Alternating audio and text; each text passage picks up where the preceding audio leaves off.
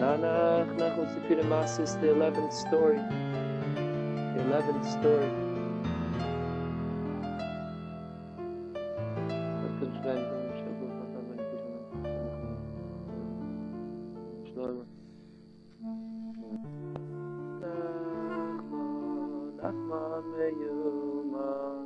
The king's son and the maid's son who were exchanged. A tale.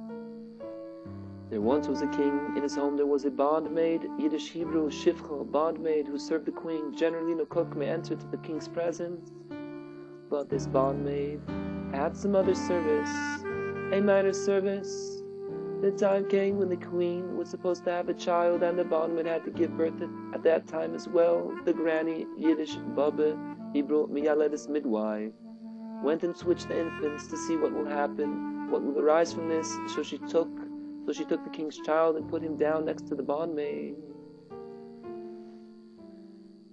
And the bondmaid's son she placed next to the queen. Afterwards the children began to grow up, and the king's son, that is the child who grew up at the king's, whom they thought was the king's son, they exalted, that is made great and lifted up always higher and higher until he became extremely great.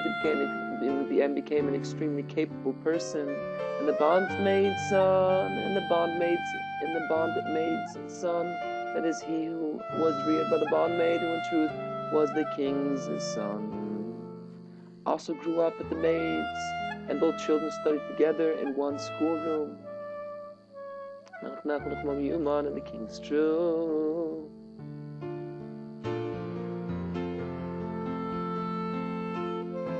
And the king's true son, who shall be called the bondmaid's son, his nature was drawn to the matters of royalty, except that he was brought up in the home of the servant. Conversely, the bondmaid's son, who shall be called the king's son, his nature was drawn to a different deportments, not like the bearing of a king. Not like the bearing of a king is, except that he was brought up in the king's home, so he had to act according to the manners of a royal person, because those were the manners they brought him up with. Now the granny, because women are prone to change their minds, nashim, datim kalis, literally like-minded. In other words, they cannot hold themselves back, went and spoke out the secret to some person, inasmuch as she had exchanged the children. Now every person has a friend, and that friend has another friend. And that friend has another friend. Thus one person told the other until the secret was revealed, and the way of the world is, until the world was talking quietly about it. Then the king's son, that the king's son was switched, but it was not permitted to speak about it outright, so that the king should not become aware of it. For what will the king be able to do in such a case, since he cannot correct it, or he cannot believe it perhaps it is a lie? So how can one reverse the exchange? Therefore one certainly may not say it out in front of the king. However, amongst themselves the public talked about it quietly. The day arrived when someone came along and told out the secret, before the king's son, inasmuch as they say about him that he was exchanged. However, you cannot investigate this, for it does not befit you. And how can one probe such a thing? Just, I am telling it to you in order that you should know, for perhaps there will once be a conspiracy against the monarchy. The conspiracy will be able to grow stronger through this. For they will say that they are taking to themselves the king's son as a king, for they will say that they are taking to themselves the king's son as a king, that is, the one who they say of him that he is the king's true son, as mentioned before. Therefore you need to outwit the fellow. All this said that person, the king's son, who is actual, and actual truth is the bondmaid's son, as mentioned. The king's son went, that is the one who is called the king's son. And the rule is that wherever simply the king's son is mentioned, it refers to the exchanged one, that is, he who is actually the bondmaid's son, except that he is called the king's son because he was raised at the king's, and similarly with the bondmaid's son.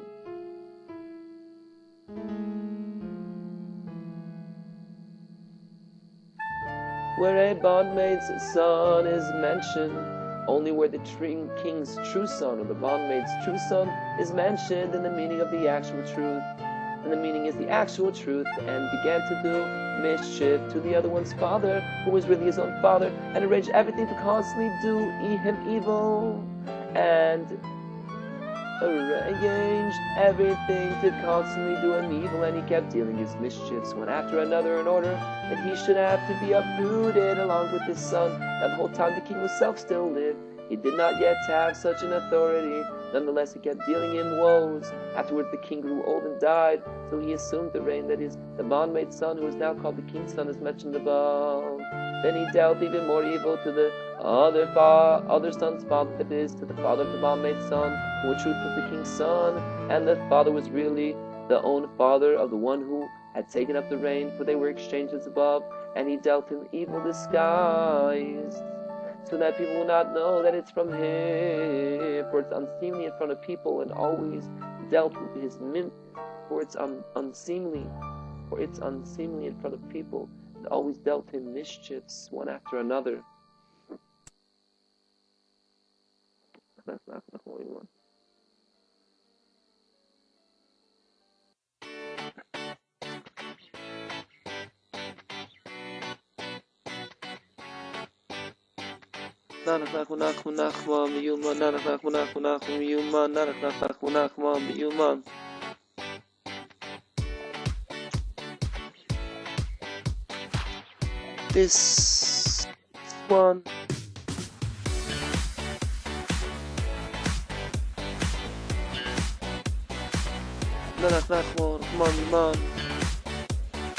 This one this son's father understood that he is dealing him woes on account of the matter, that is, because of public discusses that the children were exchanged. He spoke up and said to his son, that is, the bondservant, the bondmaid's husband, who was constantly dealt woes in order that he should drive out his son, because they say that the children were exchanged as mentioned, and told him the whole affair, and said to him, I have great pity on you for any way you approach it. Mimon of sipurei, wherever your soul is from, possibly a double meaning here, if indeed you are my child. Of course I certainly have great pity. I certainly have great pity on you if indeed you are not my child, but are in truth the king's son. There is even greater pity on you, because that one, that is he who took over the reign, wants to expel you entirely, perish the thought, therefore you must pull up, that is, run away from here. It irritated him very much, and he felt very bad about the thing. However, the king, that is the one who became king in place of his father, because it seemed he is the king's son due to the exchange, meanwhile kept constantly dealing out woes one after another. So the son, that is the king's son, the king's true son, who was exchanged, decided he must run away. His father gave him a great deal of money, and he left. It upset him very much that he was driven out of his country for nothing, for he looked around him. Why do I deserve it that I should be driven out? If indeed I am the king's son, I certainly don't deserve this, that I should be driven out. And even if I am not the king's son, I also don't deserve this, that I should be a fugitive, that is, one who has run away for nothing. For what is my sin? What am I guilty of? Here it upset him very much, and on account of this he took to the drink. He took to the drink and went to brothels, that is, into the rooms where whores stay. And with that he wanted to spend the time of his years, and with that he wanted to spend the time of his years getting drunk then following after what his heart desires, because he was driven away for nothing. And the king, that is the false prince, the exchange one who became king, took over the reign powerfully. And when he heard anything about people murmuring and discussing anything about it, that is, that they were switched as mentioned, he penalized them, in other words, punished and tortured, and took his revenge on them. So he ruled with force and strength, and the day came to pass when the king went with this nobleman on a catch.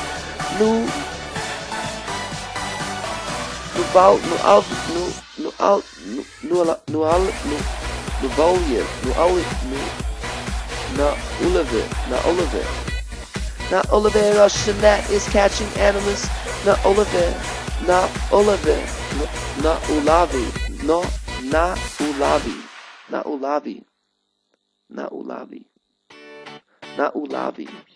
Russian,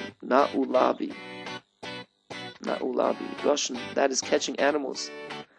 Nanach nachmo nachmo miyuman, nanach nachmo nachmo miyuman, nanach nachmo nachmo miyuman, nanach nachmo nachmo miyuman. And they came to a pleasant place, and a stream of water was before that place. And they stopped there to rest themselves, and wanted to walk around. The king lay down for a little bit, and the deed that he had done, that he had driven away that certain one for nothing, came to his mind. For anyway you look at it, if he's indeed the king's son, is it not enough that he was exchanged? And why should he in addition be driven out for nothing? And if he is not the king's son, he also does not deserve to be driven away. For what had he done wrong? The king thought himself away in this matter, thought himself away in this matter, and had remorse over the transgression and the great injustice that he had done. And the king could give himself no advice what he should do here. And to talk about it, one cannot do such a thing with any person whatsoever to counsel with him, for one is obviously ashamed to discuss such things with people. So the king grew very concerned with great worry. He ordered the nobles to turn back, because since worry had befallen him, there was no need to tour any longer. They returned home. When the king returned home, he obviously had several affairs and concerns, and he busied himself with his concerns, and the thing left his mind. And he busied himself with his concerns, and the thing left his mind. That is the worry and the remorse that he had over the fact that he had driven away the other one for nothing. And the one who was driven away, that is the king's true son, well, he did what he did and squandered his money. One time he went out alone for a walk, and he lay down in it, and it came to his mind what had happened to him. And he thought, what has gone done to me? If I am indeed the king's son, I certainly don't deserve this. And if I am not the king's son, I also don't deserve this. I also don't deserve this same thing, that I should be a fugitive and in exile. Afterwards he came to a conclusion, in the opinion just the reverse. If it is so that Hashem Yisborach can indeed do such a thing, that they should exchange the king's son, and such things should befall him, do I turn myself to behave this way? Is it right what I have done? Does it befit me that I should behave thus, the way I have done? And he began to have great anguish, and to very much have remorse over the evil deeds he had done. Then he returned back home, there where he was staying, yet further took to the drink. However, because he had already began to have remorse, the thoughts of remorse and repentance that came to his mind all the time would confuse him. One time he laid himself down to sleep, and the dream came to him to the effect, in such and such a place there is a fair on such and such a day, therefore he should go there, and whatever he strikes first in the gainful surface, he should immediately do it, even if it won't be according to his dignity. Thus with the dream went his dream, and he woke up with a start, and the dream was very much in his thought, for sometimes it happens the matter. And he woke up with a start, and the dream was very much in his thought, for sometimes it happens that the matter immediately goes out from the thought, but rather this dream very much entered in his thought, albeit nonetheless it seemed very hard for him to do this, and he went more to the drink, and the dream appeared to him again several times, and the dream confused him greatly. One time they said to him in the dream, if you want to have pity on yourself, do thus, that is, he should go to the fair, etc., as mentioned. So now he had to carry out the dream, and he went ahead and gave away the remaining money he still had. He gave it away to the inn where he was staying. I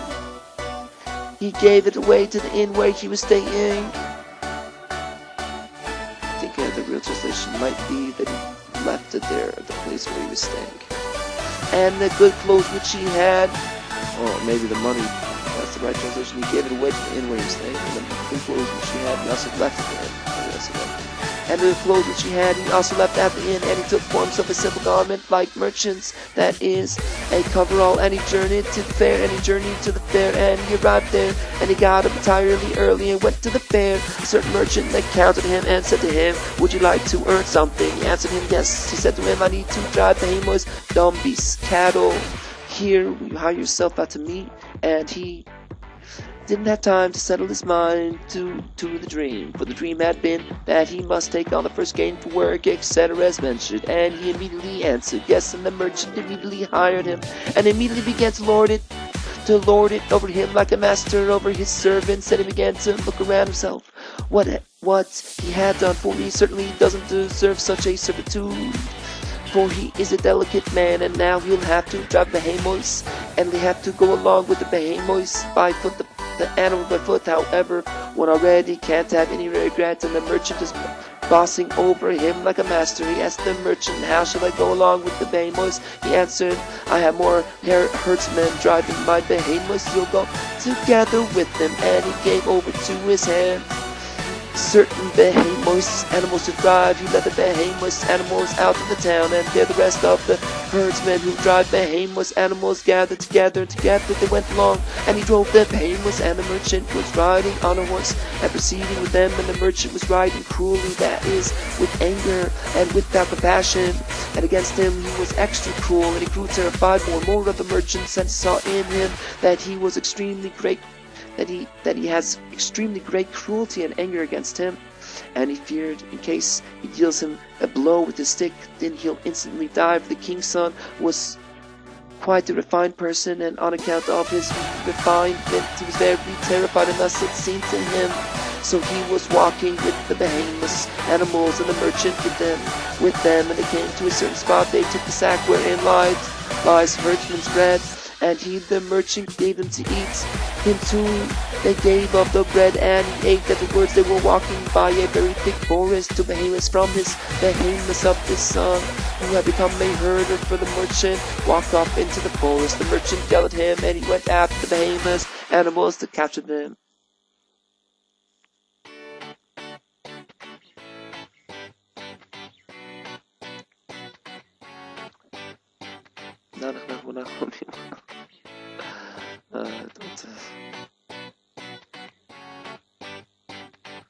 And the behemoths ran away further, and he pursued them more, and since the forest was very thick, it was as soon as he entered the forest that they already could not see each other, so he immediately disappeared, that is, became hidden from their eyes, that is, from the rest who were going with him, and he, that is, the king's son, from whom the two behemoths animals walked off, kept going, and still chasing after the behemoths, and they kept running away, and he chased after them a great deal, until he arrived into the thick of the forest. He made up his mind, either way, literally be what would be. I'm already going to die, because if I return without the behemoths, the animals I'll die through the merchant, for on account of great fear that he had of the merchant, it seemed to him that the merchant would kill him if he returns without the behemoths, and if I'll be here, I will also die to the masios of the forest. Decided, why should I return to the merchant? How can I come to him?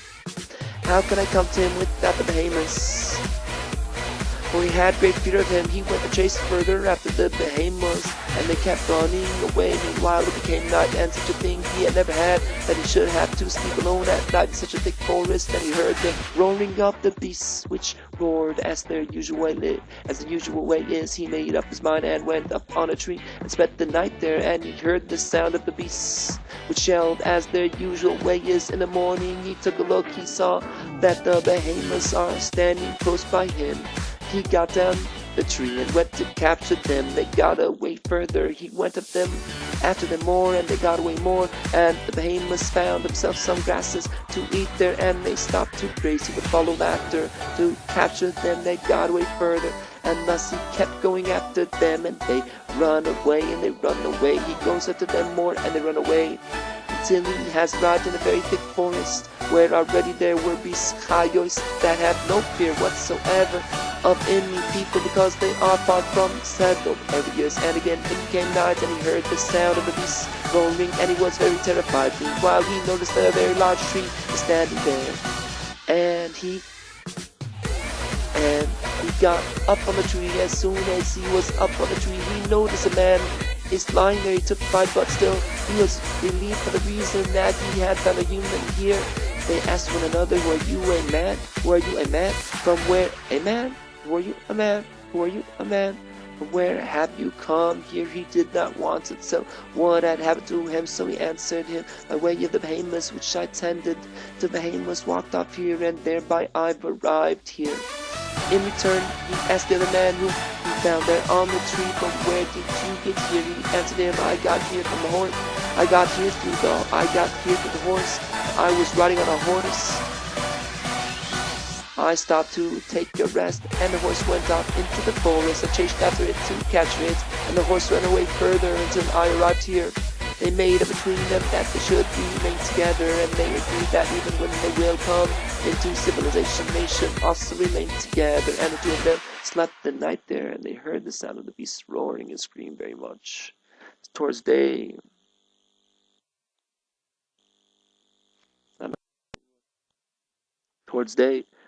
he heard a very great laughter, ha, ha, ha, over the entire forest. In other words, the sound of the laughter went over all the forest. It was a very great laughter, to the extent that the tree trembled from the sound of the laughter, and he became very terrified and had great fear from it. The other person said to him, that is the man whom he had found there on the tree. I already have no fear of it whatsoever, for I've slept here already several nights. All nights are like this. As it goes close to day, one hears the laughter to the extent that all the trees tremble and quake. He was very frightened and said to the other, it seems that here is the place of those people, that is, of the demons. For in settled areas one does not hear such a laughter whatsoever. For who has heard a laughter over the entire world?